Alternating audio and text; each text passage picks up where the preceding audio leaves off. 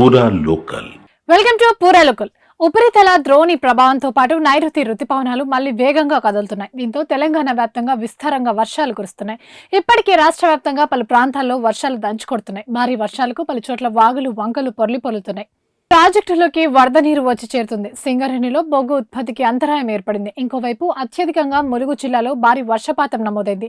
వెంకటాపురం తహసీల్దార్ పరిధిలో 25.5 సెంటీమీటర్ల వర్షపాతం నమోదైందని వాతావరణ శాఖ వివరించింది. భారీ వర్షానికి లోతట్టు ప్రాంతాల్లోకి వరద నీరు చేరుతుంది. పలుచోట ఇళ్లలోకి వరద నీరు చేయడంతో ప్రజలు తీవ్ర ఇబ్బందులకు గురవుతున్నారు. పలుచోట్ల వాగులు వంకలు వరదలు పోటెత్తుతున్నాయి. మంగపేట మండలం వ్యాప్తంగా రాత్రి నుంచి కురుస్తున్న వర్షం కారణంగా ముల్లూరు రమణకపేట గ్రామాల్లో లోతట్టు ప్రాంతాల నివాసాల్లోకి వరద నీరు చేరుతోంది.